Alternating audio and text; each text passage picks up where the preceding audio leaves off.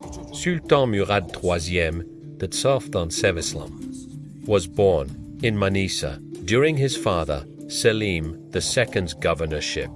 His mother was Nurbanu Sultan. As his father, Kerman, his grandfather, Sultan Suleiman, known as the pointy Borgan of Eğri.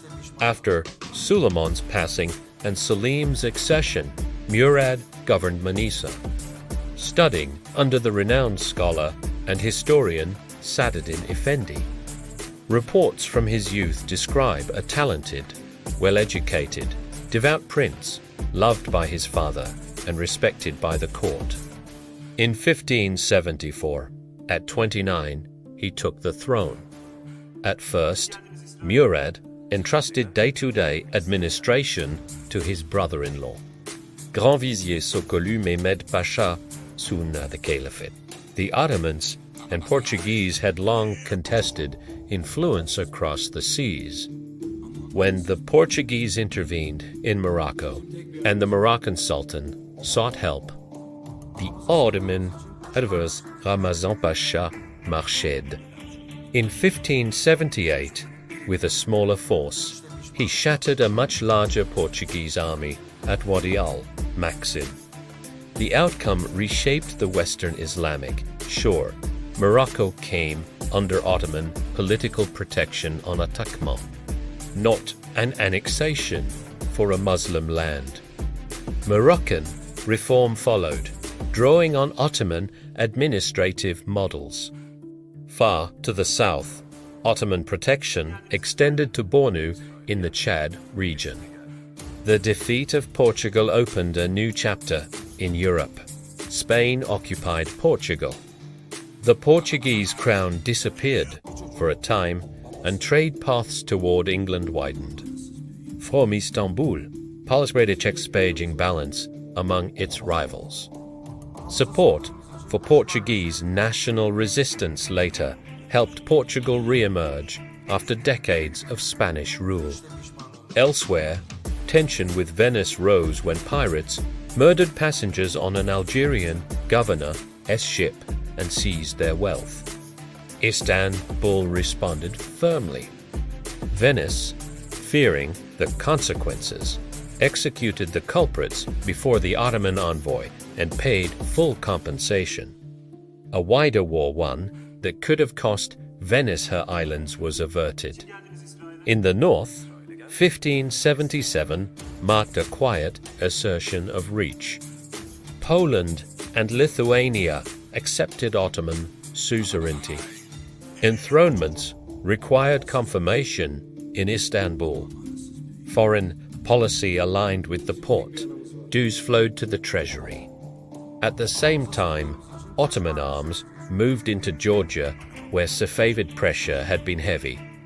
By 1583, Zdemiroglu Osman Pasha defeated Safavid forces in a famed night action, remembered as the Battle of Torches.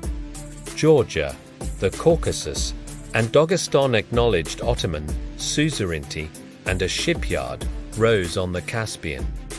Osman Pasha was honored in the palace for these openings. Finances felt the strain of long eastern campaigns.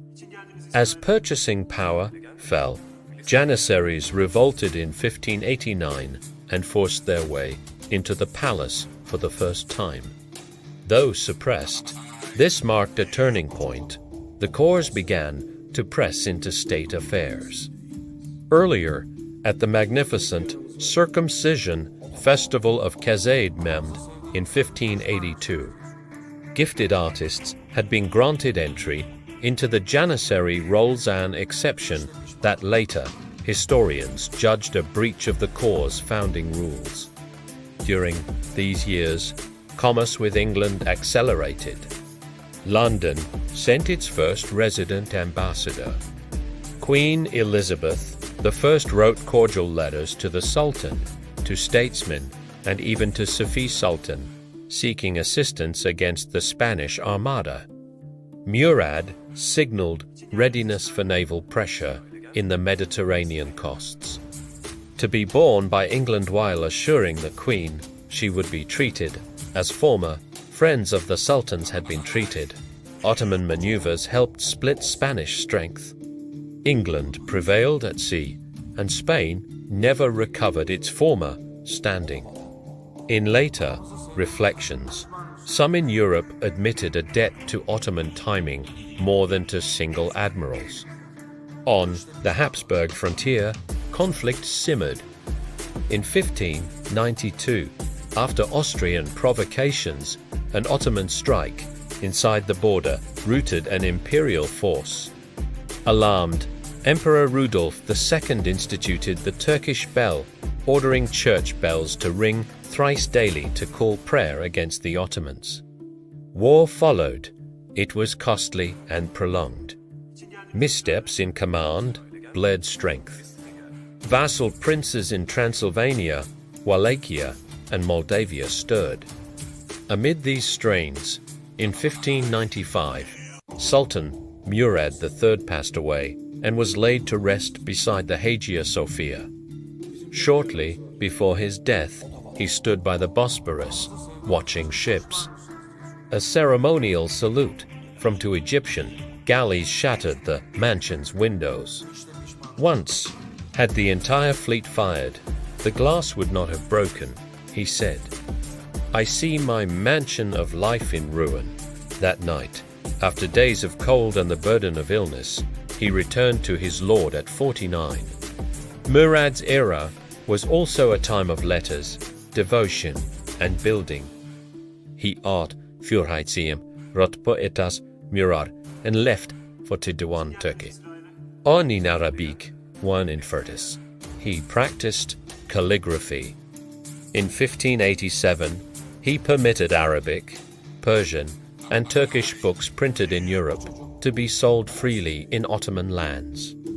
He expanded the Haramain endowments, repaired waterways, sent a marble minbar to the Prophet's Mosque in 1591, and commissioned works across the realm from the Muradi complex by Mehmed Sinan in Manisa to additions and furnishings in Hagia Sophia. He opened Fethi Mosque in Istanbul at Pamukristos and built lodges and public kitchens that served the people, pious and attached to the circles of remembrance.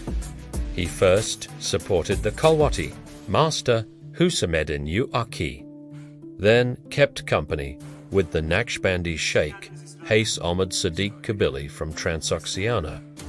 In 1588, he ordered minarets to glow with lamps during Mawlid, as on the nights of Bara and Regaib. On the Eastern question, Murad sought to cool sectarian injury while securing the borders. In the peace settled with Iran, the Safavid Shah agreed to honor Sunni subjects and to forbid insults against the companions and the mothers of the believers. Later, when Abbas the Great sought terms, he styled himself a servant of the Sultan, acknowledgement of the standing Istanbul then held. By the end of Murad's life, the empire spanned some 15 million square kilometers across 3 continents, administered through 40 ayalets with order and method.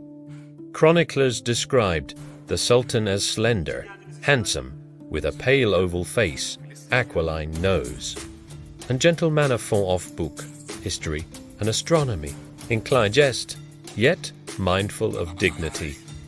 He chose capable men and, near his end, dismissed those whose conduct had harmed the trust of the people. Yet shadows gathered. With Sokollu's assassination in 1579, palace circles pressed more often into affairs of state. Great governors gave way to lesser men, changed frequently. The Salali unrest shook Anatolia. Agriculture, crafts, and trade suffered. Revenue thinned. The Janissary corps doubled to 26,000, grew in influence, and lost discipline. Many later marked this moment as the beginning of stagnation. Others placed that turning with the Sultan's death itself. Such was the measure of Murad III's time, vast reach. New openings in the west and north firm settlements in the east, devotion to learning and worship, and the first tremors of change within the body of the state. It was an age of achievement under Berdanan era to study with gratitude for its strengths and with care for its warnings. And Allah is the best of planners.